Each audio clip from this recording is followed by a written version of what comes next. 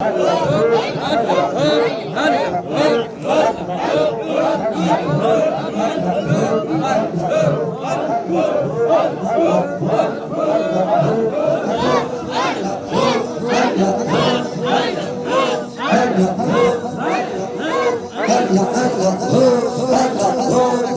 بلند ذکر کرے اللہ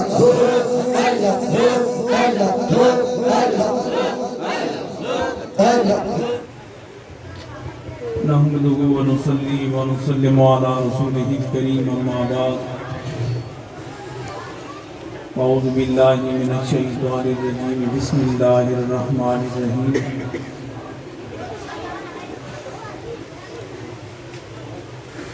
قل لا أسألكم عليه أجرا إلا المودة في القربى وقال في مقام آخر ولا تقولوا لمن يقتل في سبيل الله أموات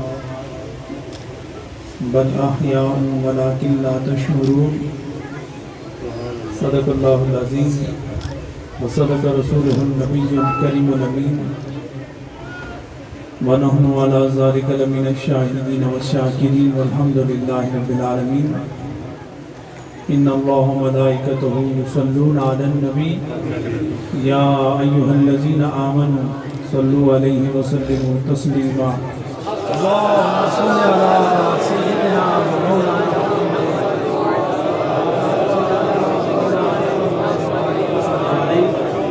صلاة وسلام عليك يا رسول الله وعلى آلك وصحبه يا رسول الله. وقت بہت مختصر ہے. میں مبشر شاہ صاحب کی گفتگو سے دو چار چیزیں میرے ذہن میں آئی ہیں. میں چاہتا ہوں کہ آج گفتگو مختصر ہو لیکن پر اثر ہو. طوفان نو لانے سے اے آنکھ کیا فائدہ, طوفان نو لانے سے اے آنکھ کیا فائدہ, دو اشک ہی بہت ہیں گر اثر کریں. اشک ہی بہت ہیں گر اثر کریں.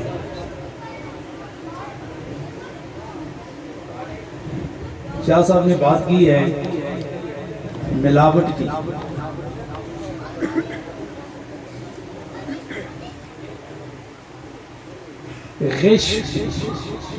غش کہتے ہیں نا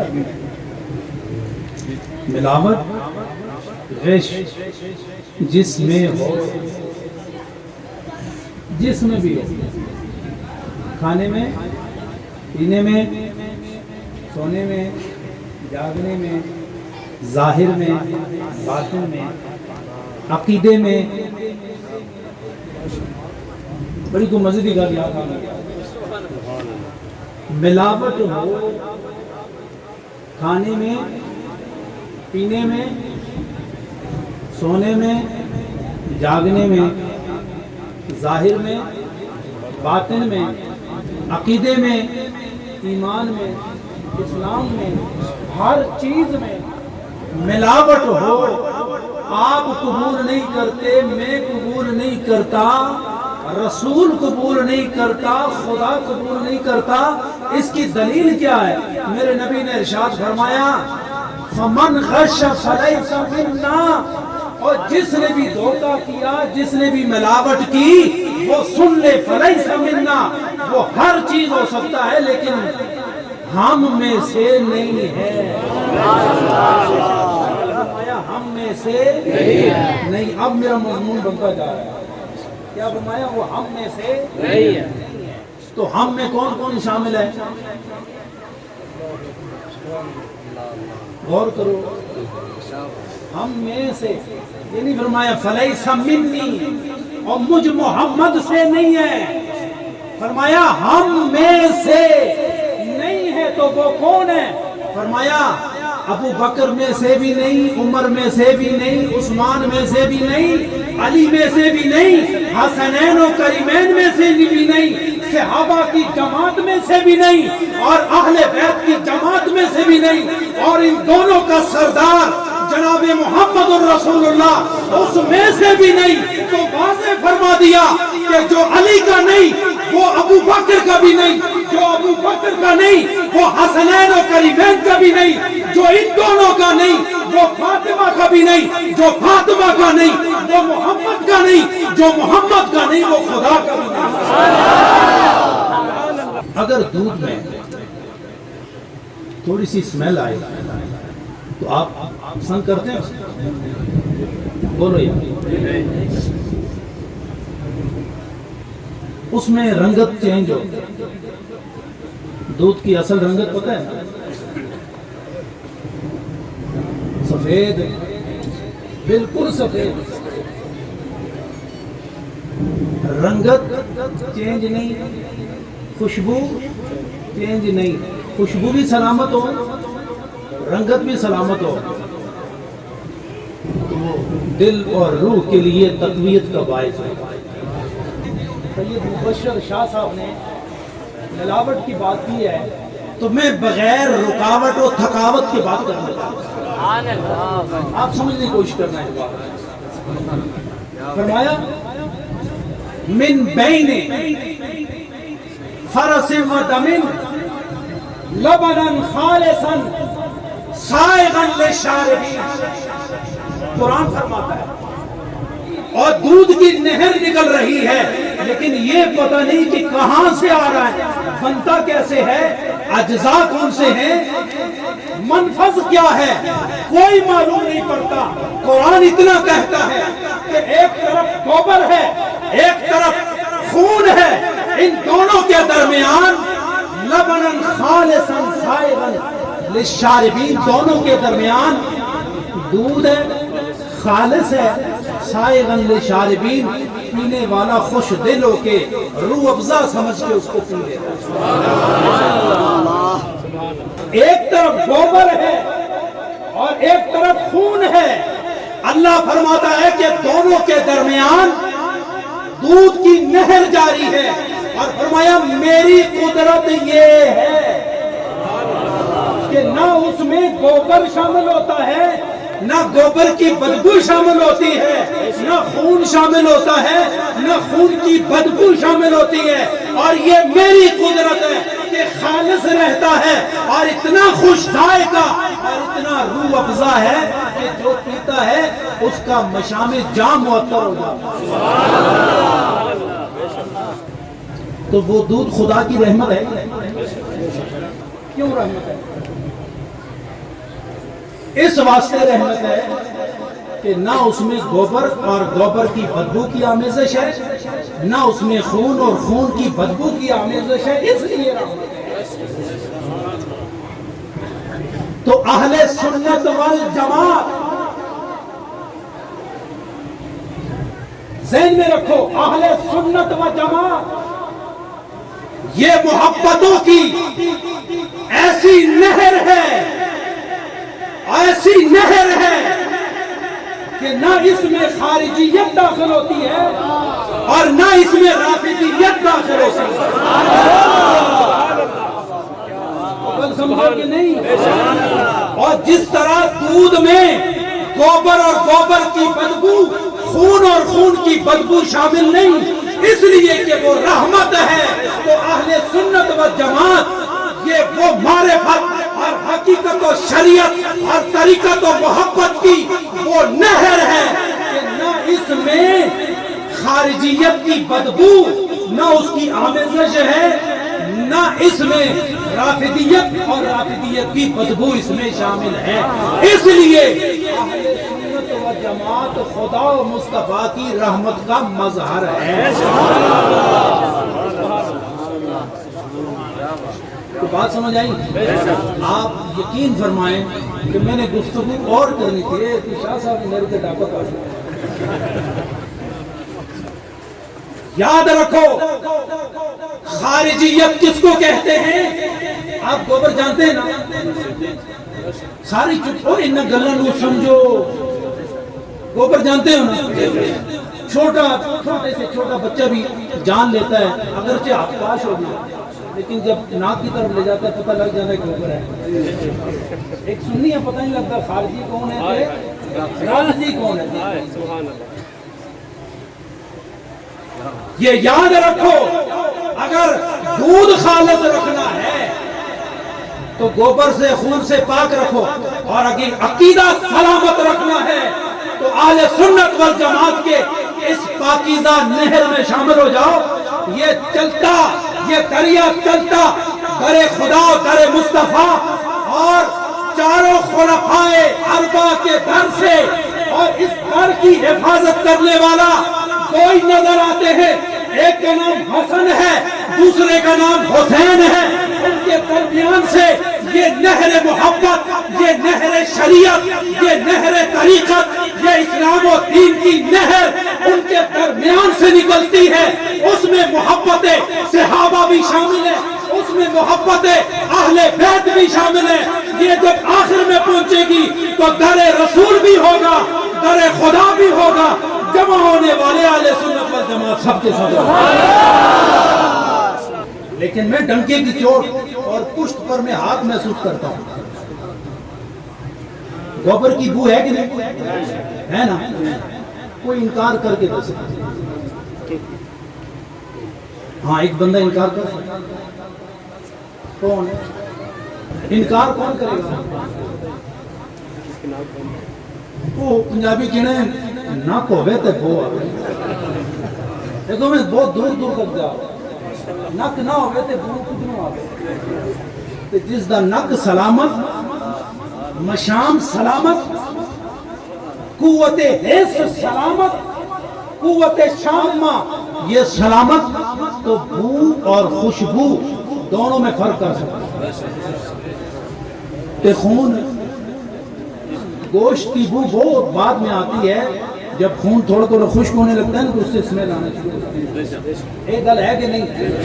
حضرات میں بڑے دعوے نالے گل کرتے، بڑے دعوے نالے گل کرتے، جہاں آپ کو رافضی نظر آئے گا، رافضی کون ہے؟ جو اہل بیت کا تو تذکرہ کرے لیکن صحابہ کا تذکرہ نہ کرے، صحابہ کی عزت کے منافی عقیدہ رکھنے والا رافضی کہلاتا ہے۔ تو خدا کی قسم کر کے کہتا ہوں، جس طرح گوبر سے بو آتی ہے اس طرح رافضی کے جسم سے بھی بدبو آتی ہے۔ رافضی رفض سے ہے، رفض کا مطلب انکار کرنے والا، رافضی انکار کرنے والے۔ کس کا انکاری؟ حضرت سیدنا صدیق اکبر کا انکاری، عمر فاروق کا انکاری، عثمان غنی کا انکاری، حضرت عائشہ کی پاک دامنی کا انکاری، تمام صحابہ کا انکاری۔ صرف اہل بیت کی محبت کا دعویٰ کرنے والا وہ اس دعوے میں بھی کذاب ہوتا ہے، جھوٹا ہوتا ہے۔ محبت اہل بیت وہ کرتا ہے جس کے ایک ہاتھ میں محبت صحابہ کا روشن چراغ ہو اور دوسرے ہاتھ میں اہل بیت کی محبت کا چراغ ہو۔ خارجی کس کو کہتے ہیں؟ خارجی اس کو کہتے ہیں جو صحابہ کا بھی انکار کرے، اہل بیت کا بھی انکار کرے اور حضرت علی کے کفر کا فتویٰ دے۔ تو کون ہے؟ خارجی کس کو کہتے ہیں؟ جو صحابہ کا بھی انکاری، اہل بیت کا بھی انکاری۔ وہ کیا کہتے ہیں؟ ان الحکم الا للہ، یہ کہتے ہیں شاید ان الحکم الا للہ، کسی کا کوئی حکم نہیں، نہ صحابہ دا، نہ اہل بیت دا، نہ اولیاء دا، نہ نبی دا، صرف اللہ دا حکم۔ اس کو علم کلام میں خارجیت کہتے ہیں اور یہ عقیدہ رکھنے والے خارجی کہلاتے ہیں۔ تو جیسے رافضی کے جسم سے بدبو آتی ہے نا، اسی طرح خارجی کے جسم سے بھی بدبو آتی ہے۔ حضرات، دنیا بچانی ہے، عقیدہ بچانا ہے، آخرت بچانی ہے، قبر بچانی ہے نا، تو اہل سنت و جماعت کا جو عقیدہ ہے نا، اس پر ڈٹ جاؤ، اس پر جینا سیکھو اور مرنا سیکھو۔ خدا کی قسم کر کے کہتا ہوں، اہل سنت و جماعت کا عقیدہ 100-200 سال پرانا نہیں، بلکہ یہ 1400 سال پرانا عقیدہ ہے، اور اس عقیدے کا پہلا فرد اول جناب سیدنا صدیق اکبر رضی اللہ عنہ۔ ان کو دیکھو نا میں صحابہ نظر آتے ہیں، دوسری آنکھ میں اہل بیت۔ بس میرے یارو، عقیدہ سلامت۔ میں ان شاہ صاحبان کی موجودگی میں ایک بات کرنا چاہتا ہوں۔ حضرت امام حسین نے قربانی دی نا، اگر کوئی اور ہوتا جسے یقین ہوتا کہ میں قتل کر دیا جاؤں گا تو بچوں کو ساتھ لے کے جاتا؟ بولو نا، زور سے بولو۔ یہ بات اس لیے کہہ رہا ہوں کہ انہوں نے قربانی ایمان و اسلام اور اس کی استقامت کے لیے دی ہے، خلافت و ملوکیت کے لیے نہیں دی ہے۔ کیا نظریہ تھا ان کا؟ ان کو پتا تھا کہ میں قتل ہوں گا۔ علی اصغر 6 ماہ تھے، علی اکبر وہ لڑکپن والے، وہ شہزادے کہ پوری کائنات سونا بن جائے اور ترازو کے ایک پلڑے میں رکھ دو اور حضرت علی اکبر کو دوسرے پلڑے میں رکھ دو تو سارا زمانہ یہ آسمان و زمین سونا بن کے ہاتھ جوڑ کے اس طرح حضرت علی اکبر کے سامنے سر سجدے میں رکھ سکتے، سر محبت میں رکھ دے، کوئی قیمت نہیں۔ لیکن پھر بھی حضرت امام حسین ان کو لے کر گئے۔ حضرت مائی شہر بانوں کو حضرت امام حسین کربلا میں لے کر گئے کہ نہیں؟ اور حضرت زینب رضی اللہ عنہ لے کر گئے نا۔ خاندان اہل بیت وہاں تھا یا نہیں؟ کیوں؟ ان کو پتا تھا نا کہ میں نے شہید ہونا ہے، تو بچوں کو تو پیچھے رکھتے نا، لیکن نہیں رکھا۔ انہیں پتا تھا کہ اگر آج کربلا کے ریگزاروں میں جب تک علی اکبر و اصغر کا خون نہیں جائے گا، بیویوں کا خون نہیں جائے گا، میرے اصحاب کا خون نہیں جائے گا، میرے کٹے ہوئے سر سے خون نہیں جائے گا۔ انہیں پتا تھا کہ یہ خون جائے گا تو 2 چیزیں محفوظ ہوں گی، ایک ایمان اور دوسرا اسلام، اور ایک فکر حریت میں ساری دنیا کو قیامت تک آنے والے کو دینا چاہتا ہوں کہ ایمان اس کی حفاظت ضروری ہے کہ اگر حضرت امام حسین جیسا نواسہ رسول اپنی جان قربان کر کے، بیٹے قربان کر کے، دوست قربان کر کے ایمان کی سلامتی کے لیے خون قربان کر سکتا ہے تو پھر ماں و شما کی کیا حیثیت ہے؟ تو 2 چیزیں ان کے پیش نظر ہیں کہ خون نکلے گا، شہادت ہوگی تو عقیدہ محفوظ ہوگا، فکر محفوظ ہوگا، اور عقیدہ اور فکر محفوظ ہو گیا تو اسلام کا شجر سایہ دار بھی محفوظ ہو گیا۔ بعض لوگ درخت کی سوچتے ہیں، جڑ کی نہیں سوچتے، لیکن امام حسین نے اپنا خون براہ راست زمین کو دے کر بے واسطہ ایمان کی جڑوں کو مضبوط کیا ہے۔ آج اسلام کا یہ خوبصورت درخت ہر طرف لہلہاتا اور نور تقسیم کرتا، چھاؤں تقسیم کرتا، یہ جو درخت نظر آتا ہے اس کی بنیادوں میں امام حسین، علی اکبر و اصغر اور ان کے صحابہ کا خون شامل ہے، اس لیے یہ درخت بھی سلامت ہے، اور ہم جو یہاں بیٹھے ہیں اسی درخت کے سائے میں اور اس درخت کے پھل سے اپنے ایمان کو محفوظ کر رہے ہیں۔ تو بات سمجھ آئی؟ اور اگر کوئی کہے کہ نہیں، بادشاہت حاصل کرنے کے لیے انہوں نے سر قربان کیا، تو ہم کیا کہتے ہیں اس کو؟ ارے لعنت ہوگی، اور زندگی ہوگی تو بادشاہ ہوگی نا، اور وہ ایسا بادشاہ ہے کہ لوگ مرتے ہیں تو بادشاہی ختم ہو جاتی ہے، انہوں نے سر قربان کر کے قیامت تک کے لیے بادشاہت حاصل کر دی۔ اللہ تعالی ہم سب کا حامی و ناصر ہو، اور اللہ ہم سب کو کامیابی دین و ایمان کی نصیب